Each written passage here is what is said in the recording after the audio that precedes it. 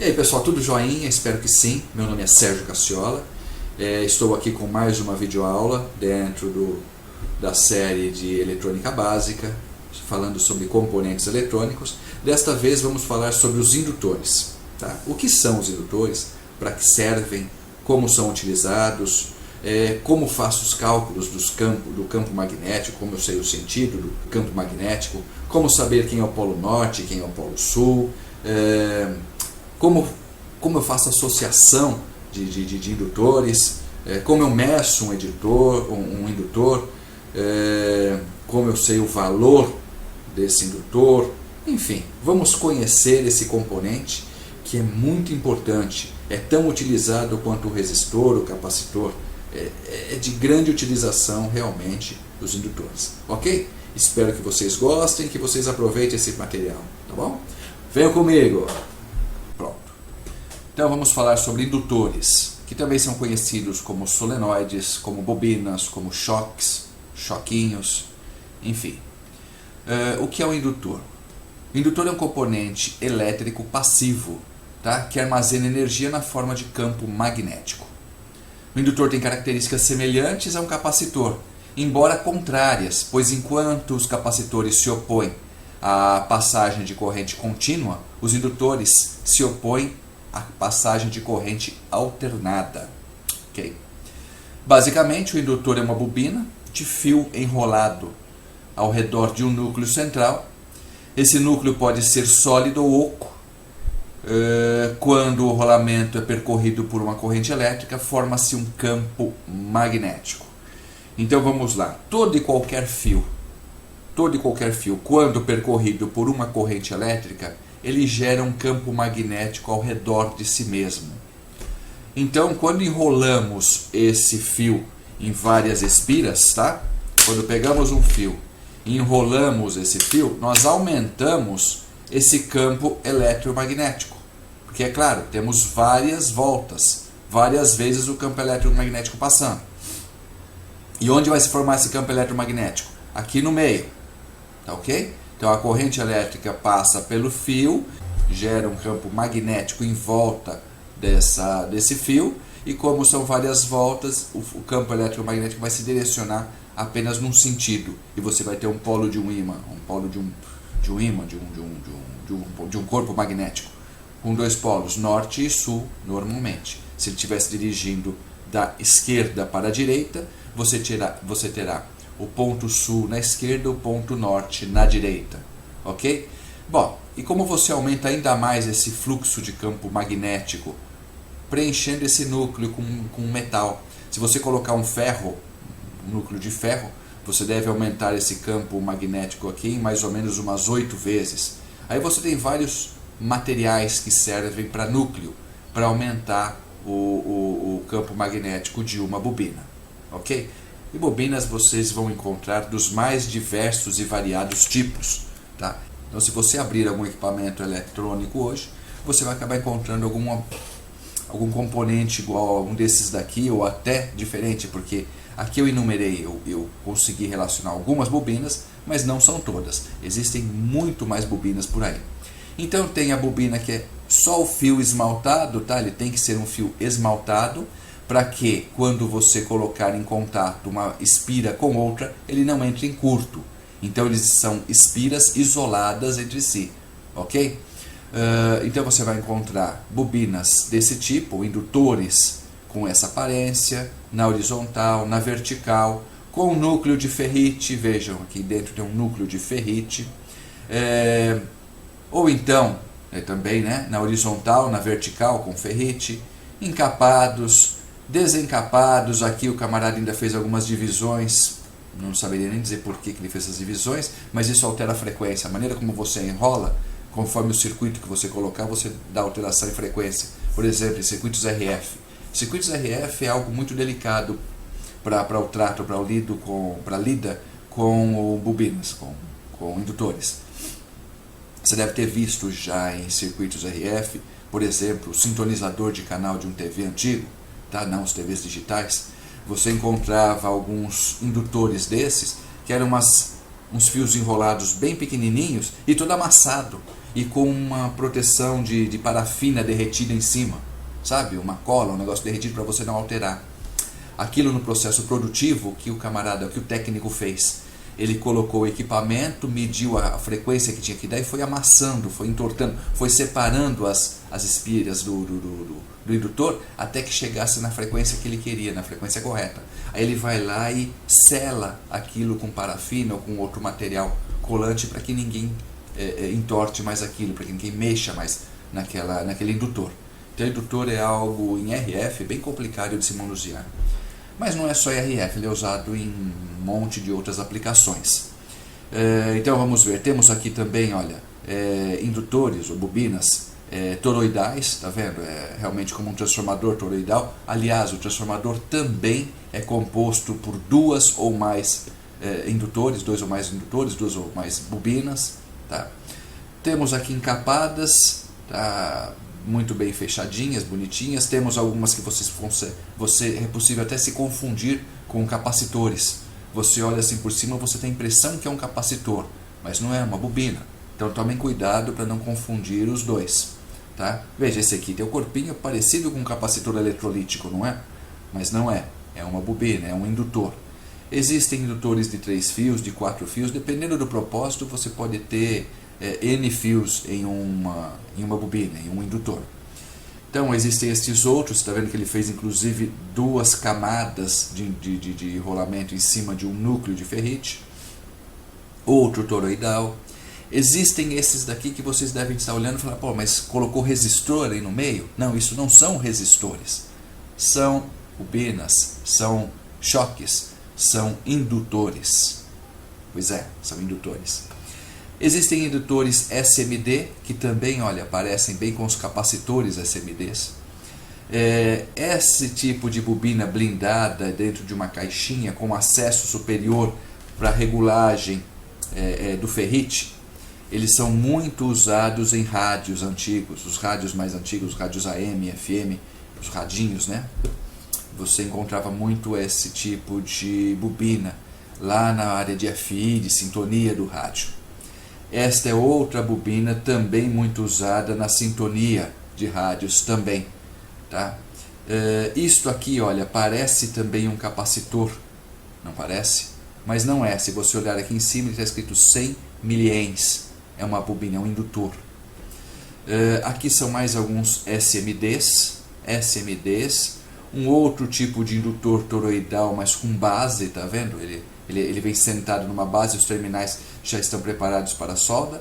E um outro que parece um transformador, mas você percebe que não é um transformador porque tem apenas 2 terminais. Então é, na realidade, uma bobina, um indutor de corpo um pouco maior.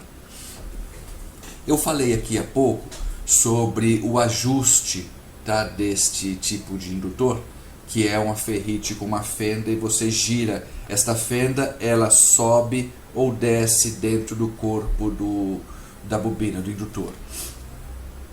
É bom salientar que, como eu disse, um indutor vazio tem uma impedância, tem uma indutância. E se você introduz um material, um núcleo nele, seja de ferrite, de ferro, enfim, do que for, e você variar essa introdução desse núcleo, ele vai variando a indutância deste indutor, tá? Ou seja, você tem o indutor aqui, e à medida que você vai introduzindo o núcleo, você vai alterando a indutância desse indutor. Então é por isso, é baseado nesse princípio, que nós temos aqui regulagem para você variar a indutância dele. Ok? Vamos um pouco mais. Eu já falei algumas coisas, mas vamos lá. As utilizações. Onde são utilizados os indutores? Tá? A utilização de um indutor, como ele vem de princípios eletromagnéticos ou magnéticos, é muito grande. Você vai encontrar indutores em quase tudo que você tem hoje. Dentro do teu celular tem indutor. Dentro do monitor do seu computador tem indutor.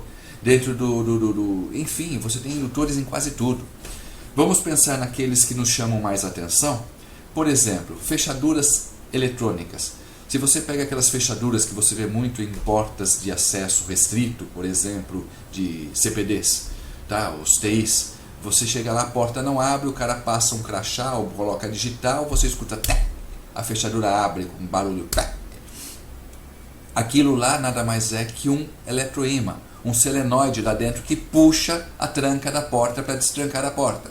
Ou então que ela empurra a tranca da porta para fechar, para lacrar essa porta.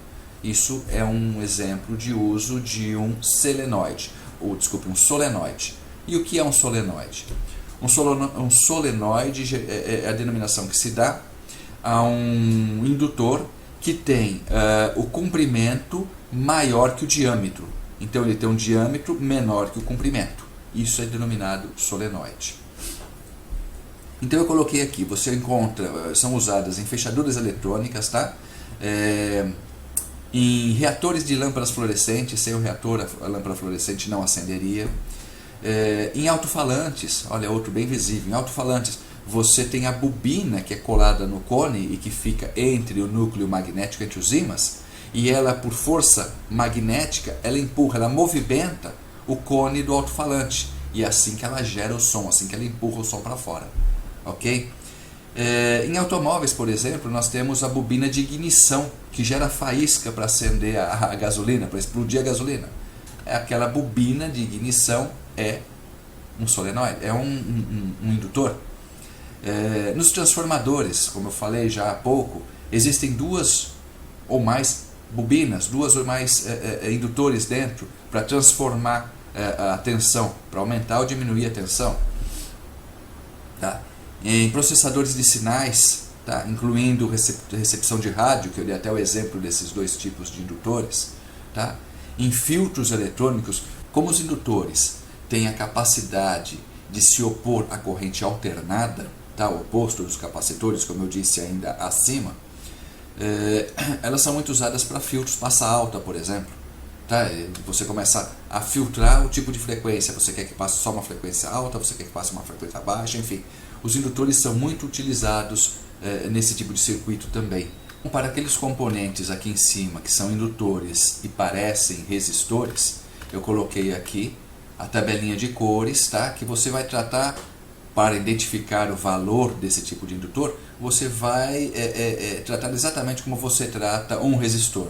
Olha, a primeira faixa é número direto, a segunda faixa é número direto, a terceira faixa é um multiplicador, é o número de zeros, tá? E a quarta faixa é a tolerância desse indutor. Bom, qual a unidade de medida de um indutor? A indutância é uma grandeza física associada aos indutores e é simbolizada pela letra L e é medida em Henry, ok? Por exemplo, se eu vou chamar uma bobina, eu vou chamá-la de L, por exemplo, a bobina 1 do meu circuito vai ser L1, e qual o valor dela? 100 microhenry, tá? Podia ser milihenry, podia ser henry. Então, você a denomina por L e o seu valor tem a unidade, tá? De henry, ok? Perfeito? Ela é medida em henry. Como funcionam os indutores? Como eu falei acima já, tá? Quando uma corrente elétrica flui através de um condutor de fio, cria um fluxo magnético em torno do condutor. Como eu já havia dito acima, todo condutor de fio metálico, tá? Quando percorrido por uma corrente elétrica, ele gera um campo elétrico ao seu redor. Tá?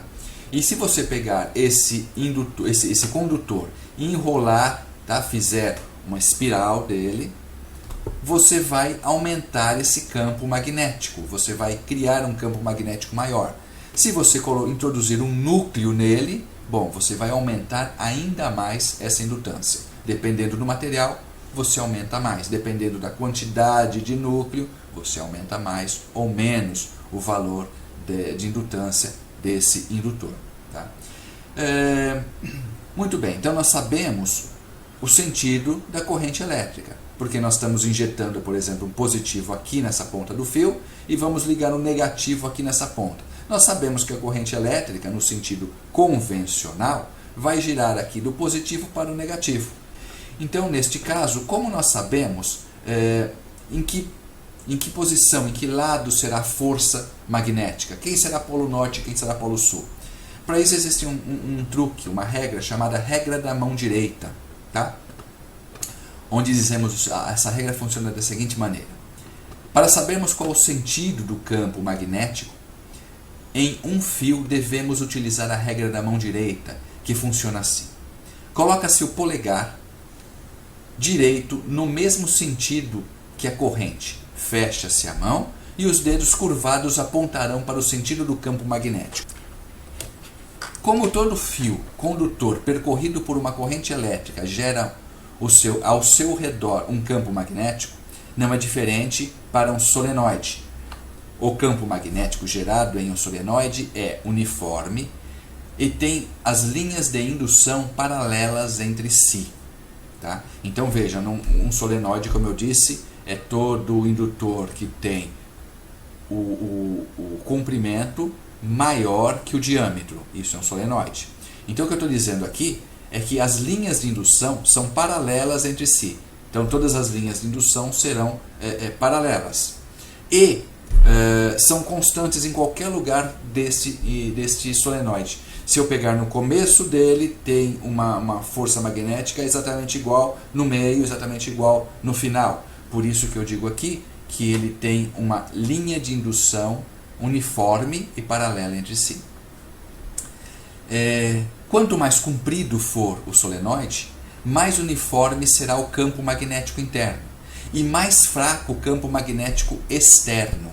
Então veja, o campo magnético é forte internamente. Quanto mais comprido, mais forte, mais concentrado ele vai ser, tá? Mais uniforme ele vai ser.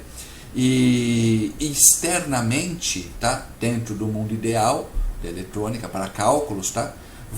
Ele é tão fraco que você acaba desprezando. Então você fala que ele é cada vez mais fraco. Então você passa a calcular apenas o fluxo interno que ocorre dentro desse indutor.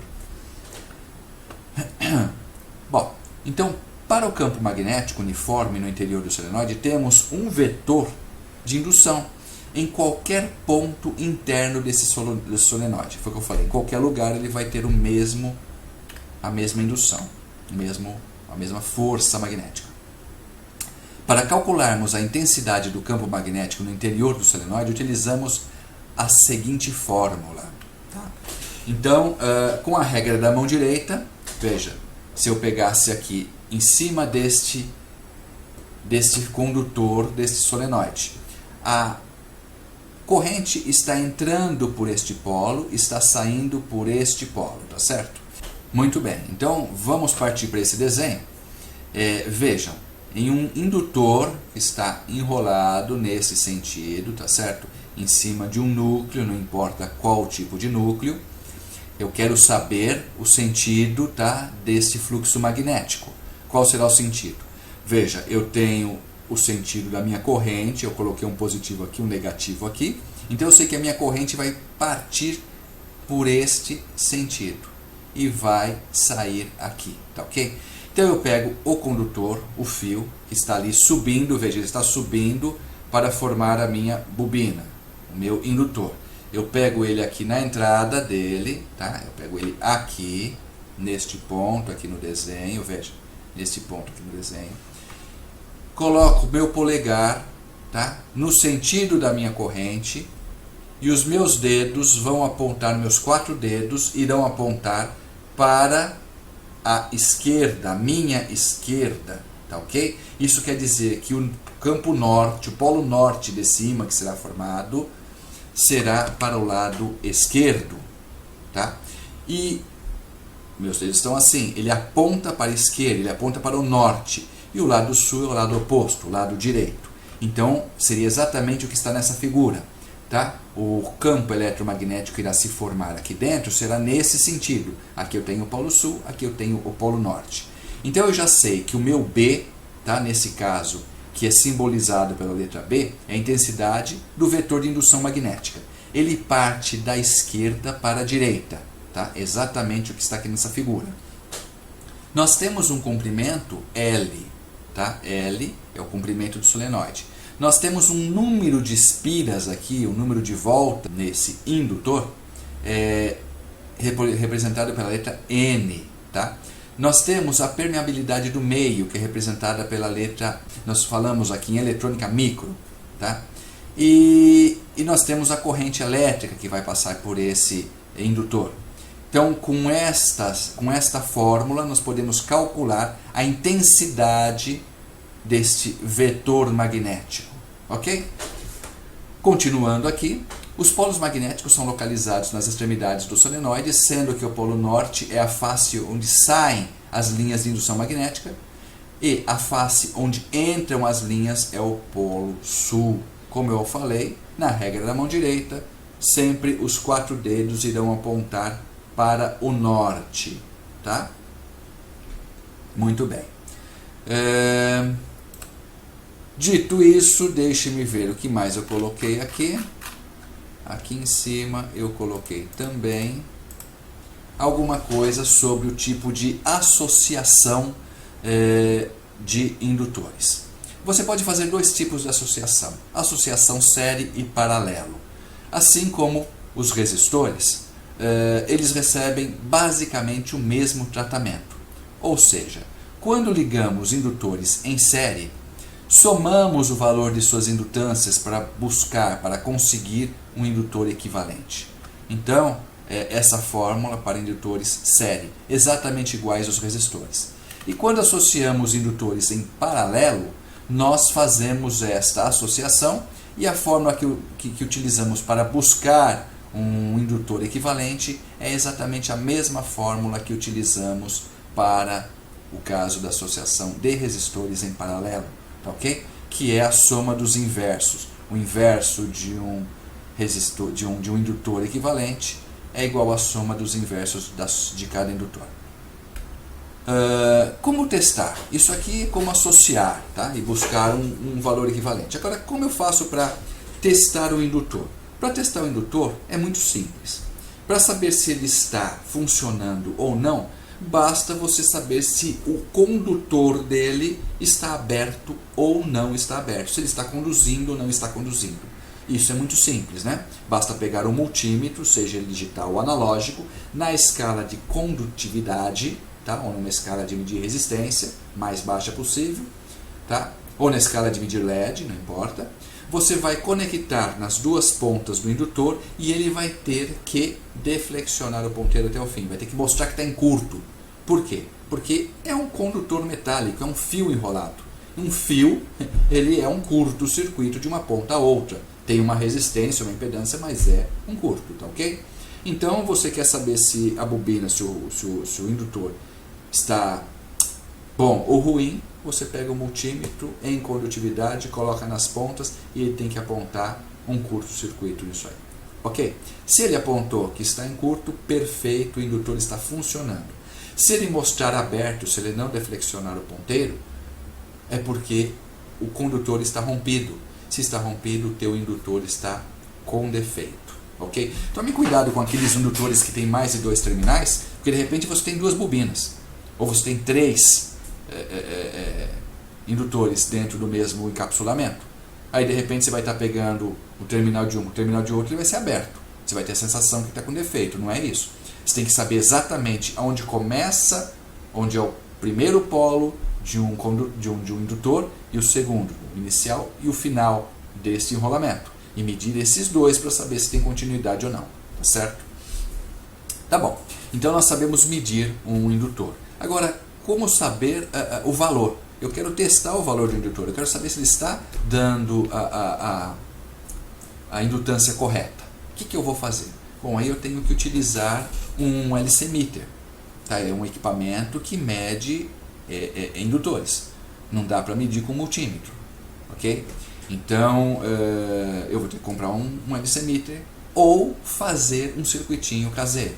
Não é difícil, é até muito fácil de se criar um circuito desses. Eu vou até fazer o seguinte, eu vou fazer ainda uma videoaula, tá? Com um circuitinho para você montar aí na sua casa, na sua bancada, na sua oficina, um LC-meter para poder medir os valores de indutores. Ok? Bom, espero que vocês tenham gostado e Por hoje é só. Vamos lá para o computador de novo? Venha comigo. Muito bem. Com isso terminamos mais esta videoaula. Desta vez falamos sobre indutores. Espero que vocês tenham entendido e tenham aproveitado esse material. Se você gostou, clique ali no joinha no YouTube. Se você não for inscrito no nosso canal, inscreva-se aqui. Abaixo do meu nome tem um retângulo, inscreva-se, um retângulo vermelho escrito inscreva-se. Clique ali, faça a sua inscrição no nosso canal. Estando inscrito em nosso canal, você receberá em primeira mão os avisos. Toda vez que eu coloco um filme, você será avisado em primeira mão. Ok? Compartilhe com seus amigos, divulgue essas videoaulas, porque o aumento de positivos, o aumento de likes, de gostei e o aumento de assinaturas é o que me motiva, o que me dá gás para continuar criando videoaulas e disponibilizando para toda a internet, para todos os estudantes. Ok? Então, muito obrigado pela companhia e até uma próxima. Até mais. Tchau, tchau.